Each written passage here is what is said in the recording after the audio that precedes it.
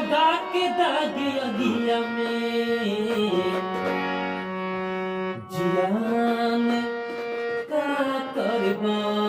कवि के भाव बा कोनो दिनवा शिकार हो जइबू, कोनो दिनवा शिकार हो जइबू, कोनो दिनवा शिकार हो जइबू, कोनो दिनवा शिकार हो जइबू,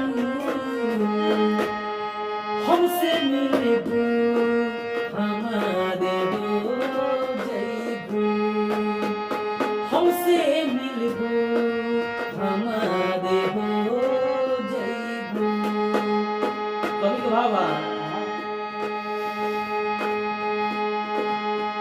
अखिया लड़ल बजब से दिल में करार नइखे, अखिया लड़ल बजब से दिल में करार नइखे, हम कैसे कहीं हमके तोहरा से प्यार नइखे, हम कैसे कहीं हमके तोहरा से प्यार नइखे, अखिया लड़ल बजब से दिल में करार नइखे, कोनो दिनवा शिकार हो जइबू। अब आगे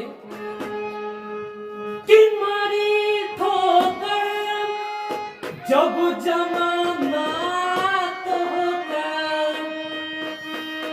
मारी ठोकर जब जमाना तोहका।